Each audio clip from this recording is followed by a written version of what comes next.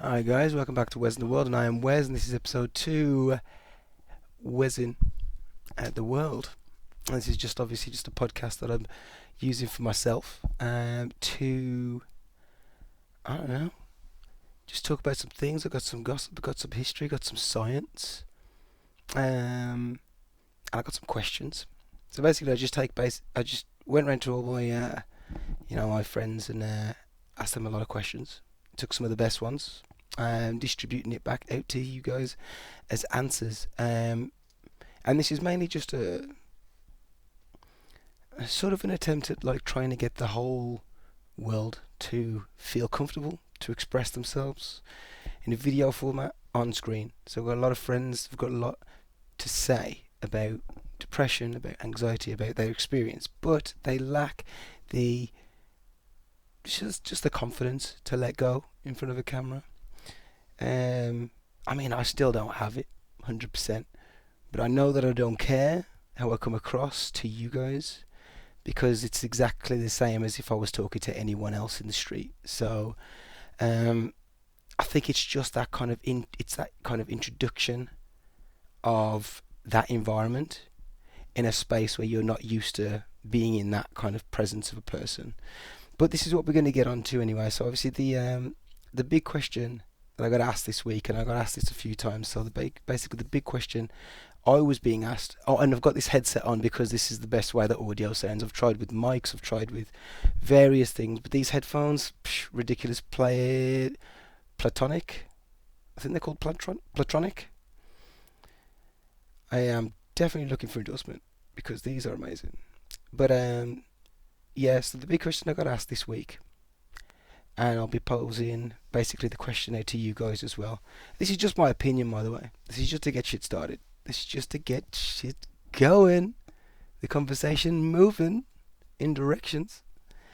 All sorts of directions, guys, because these are, for me, the big questions that people are asking at the moment, and that hopefully, obviously, my answer can shed some light on some knowledge that you know, and that can illuminate, because what we're doing here in this communication back and forth is you're watching me, and I'm connecting my logic to your logic. So if something in your world makes sense, something in my world makes sense, we get on in that fact. But I may know some things about that you don't know. Same with you guys as well. So that's what I'm looking for in the comment section. This is entirely a podcast that is based in the comment section, because that's pretty much where the bulk of YouTube is spent, I noticed. But yeah, so the big question is, what am I doing? What are we throwing out? What do we got going on? Existentialism. So existentialism, by definition, is the contemplation on existence, I suppose. That would be my definition of it. Maybe I've got it wrong, maybe there's a better definition. But it's the contemplation on existence itself. And existential horror, which was pioneered by like Camus and by H.P. Lovecraft. Not just name dropping to sound smart, just name dropping so that you guys could. I was a bit name dropping to sound smart, but Camus, H.P. Lovecraft, obviously pioneered these ideas. There's a bunch of them as well. There's a bunch of people. I mean, what's his name now? Shit. We'll come back to it. But basically, existential horror. It's the fear that existence is meaningless. So a great deal of us have got a belief in the system that we live in.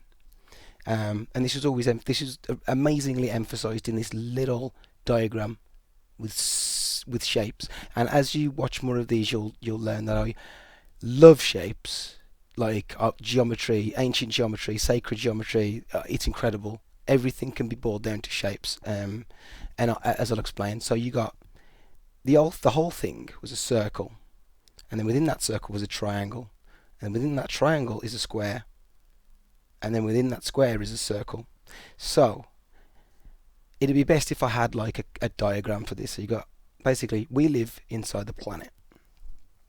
Inside that planet is the triangle, which is always represented through sacred geometry as a new idea, because it's when the two infinities come together. So if you get a triangle and then you extend it like as a flat line, the 2 points that existed as the base of the triangle become now points in that line. And if that whole line is 100, that's 33.333 recurring, that's 66.666 recurring. So both of those 2 points of infinity come up, and then it's 0 and 1 come together to create a new idea. I don't know, that sort of came to me during a meditation. I'm still fleshing it out as an idea, but this is just a space where we share ideas. Ain't right? Ain't it right? I'm looking over here because I can actually see myself over here, and it actually breaks up the attention a little bit. I quite like that. But we're just learning. We're just starting. It may go in various directions, but as long as we can stick to the question, we can sort of pull ourselves through, and you guys can tell me, give me some references, give me some knowledge, some real hardcore down to the ground knowledge about existentialism, because I want to learn too. So we're learning together, and that's what this is all about. You'll notice that I'm building it as I'm making it. So existentialism. It's the fear that life might be meaningless. So all of us to some degree believe that life is meaningful. We believe there's some form of meaning to it because everything seems to have function. Everything in the natural world seems to have function. So how can meaning exist not to humans but to everything else? Everything else has got function. And this is the point that I'm trying to make. When a human being's intelligence starts to turn on itself, there are mutations. Exactly the same in the biological world. When conditions get too good, I suppose, when things get too good, the gene starts to mutate because it has no direction for progression. So that's when I believe the human psychology started branching out into things like, you get like schizophrenia, you get like, even anxiety, any form of human abnormality, which is negatively seen by our health industry, which is bad because we have pills and all sorts of stuff to restrict the way our brain is growing. And obviously, yes, I understand, obviously there's people that have got these conditions that are very dangerous and they need serious help immediately. However, we should still not see that as a bad thing. I've met many autistic people in my life, and I've had many incredible conversations. My brain literally got to talk to the level of depth and immersion, more so than ever with a few autistic people. So these abnormalities, these changes in the brain, obviously affect the way that the brain functions. I don't know where I was going with that one, but we need to change the way that we see mental illness, because it's not mental illness, it's mental abstraction. That's what it is. So it's an abstraction of the norm, and these things, like Dan Harmon, the writer of Community, writer of Rick and Morty, he is a high functioning autistic person, and obviously because of that level of depth he puts into his work, you get some of the most insane, the most conceptual, wow, just incredible. Watch Community, watch Rick and Morty, you'll understand what I'm saying.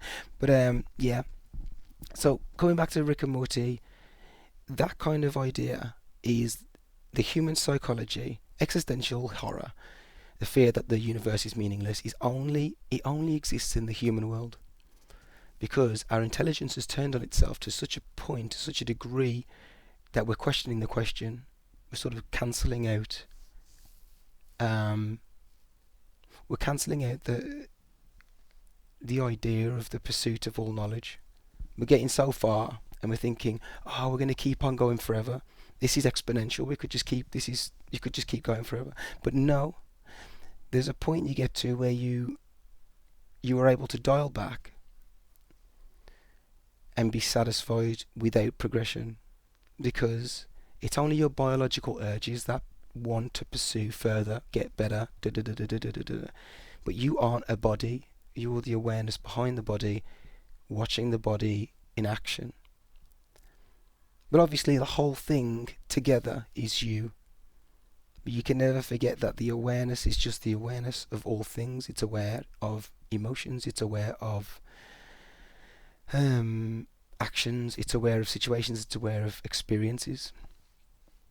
And yeah, so existential horror, as I keep coming back to, is just the fear that life might be meaningless. And it's that kind of us teetering on the edge of meaninglessness to the point where we are quite worried that that might be the case. Like, there's a lot of religious people who sort of kind of believe in God. They sort of half believe in God. Obviously, if they fully believed in God, then they wouldn't be as bad as they were in other areas of their life. Obviously, this is just the fact. If you fully believe in some sort of God and you feel like He's watching you, you're fully committed. And that's the see, this is the bad, as I don't want to say the bad kind of religion, sort of, because it says in the Bible to worship no false gods. Encoded in the Bible also is the message that you are God, and to realize this, like Jesus did. Jesus realized He was God because He, as what was the quote now? Be still, my son, and know I am you. It's in the Bible. Check it. I don't know. It's actually in there. Be still, and you shall know me. That's it. That's the one. So be still, and thou shalt know me. And that was. There's loads of little things like that going on in the Bible. That you are God. So you're supposed to already believe in God. Humans took the religion, and then said, God, when thy up in heaven, hallowed be thy name, and they started worshipping something outside of themselves. This then got took on board by the Catholic Church, this whole idea, and then Christianity came out. Jesus never said worship me. Never said once, thou shalt worship me.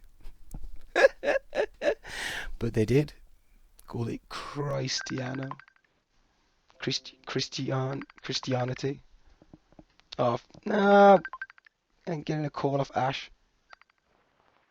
Yo, Ash, if you're watching this, yeah, you just disturbed a thought pattern that was going so in. Ash. Ash. Actually, you know what? I might be able to incorporate this into the podcast that's currently happening right now. And that's getting. Oh, no. Oh, actually, I can just use my phone. No, my phone's being used for lighting because my bedroom's it's dark as fuck. So I feel like this is the ultimate setup. But yeah, basically, we'll get back to the question of existentialism. Existentialism is the contemplation of existence. What it means. Does it mean anything? Yes, it does. It creates its own meaning. So if you don't Terence McKenna said that reality can be defined by self-replicating language. The universe is made of language. You zoom into molecules, into the atoms, deep. You burrow deep into the forces that make that atom hold together and bind with others. And you will find things like DNA. DNA is coding. DNA coding. It's script. And it replicates itself. And it does this at a rate, obviously, that we can't see, obviously that we can't track, but we know that it does this. But yeah, so language exists on an absolute atomic level, further than atomic level. Even in there, it works on that level, and then works upwards, and then things get built up into massive structures and churches and bridges and all sorts of stuff. But yeah, it's important that that we understand that there is intrinsic meaning in existence, because that meaning has brought us to this point. And also as well, I'd like to just cast aside one commonly thought of fact, that there's more bad people in the world than there are good. No, if there was more bad than there are good, we wouldn't have survived this long. Because it's the good in us that pulls us forward. The bad in us wants to destroy us. So I gotta sort of say that we're leaning towards the good. The only problem is with the planet the way that it is. Capitalism only works if everyone plays by the rules. We've got a few people, not as many as people think, but we have a few people definitely not playing by the rules and paying other people to also not play by the rules. So those people that are getting paid, they're just desperate. Unless they're just rich and they're just greedy. But, we get a lot of that. Politicians, incredibly left-brained people. People that are thinking about survival and profit. And that is it. That's all they care about. Because they don't understand the underlying meaning behind reality, that we are self-replicating data. And your purpose is to replicate your data in any sort of way possible. I'll end this podcast, only supposed to be 15 minutes, so I'll end it with this. We are creators, created by a creator, to create creations, or to create another creator. Obviously, just to break that down, we are created by a creator. Someone made us, or something made us. We are created to either create new things, devices, art, poetry, music, just to create, or to create another creator. You always see this sort of mad separation in the lives of people. You have the carer that has the children, and some of those people have incredibly creative lives as well. And then you've got the creative that sort of never really has children, dives into his art and becomes his own masterpiece, and that is the Kurt Cobains. That is, you got all these, there's a slew of perfect examples there. But yeah, thank you very much for joining me, and I think I may have answered the question of existentialism. It only exists in the mind because meaning exists outside the mind. Meaning exists in nature. The purpose of a rock falling off a rock face into the ocean, smashed into smaller stones, then into smaller stones, then mixed with the ocean, turns into sand. Sand washes up on the land, and it stops the ocean washing over the land. It creates a buffer for the land, so that the ocean cannot make its way onto the green. So that's pretty, coincidental. Everything's got meaning. So it's only in the mind where we can conceive or perceive the lack of meaning, because we can perceive infinity. But I don't suggest that we do that. I suggest that we just meditate, close our eyes, and after 10 minutes, open them. And the world that you will see, you will not label with language. The world you will see, you will not judge with your opinions. The world you will see will be the world that exists, that had no language before us, before human beings. And it's beautiful. And it gives you a certain kind of it gives you the sensation that everything's going to be alright, there is meaning, you believe in God, all that sort of shit. You may get carried away. But yeah, it's incredible. It's incredible. So it must be felt, and I am quite determined to teach everyone meditation, and for everyone to just understand the central tenet of meditation is the technique. And then obviously we can all get into transcendental meditation, feel okay with ourselves, feel comfortable with the present moment, and just be enjoying the world in a way that really makes sense. Do things that are functional. Go to the shop, stockpile toilet paper. It's not the way. Not like this. We can't go out like this. I thank you very much for joining me. I've been Wes. This has been Wessin the World. Stay blessed. Don't stress.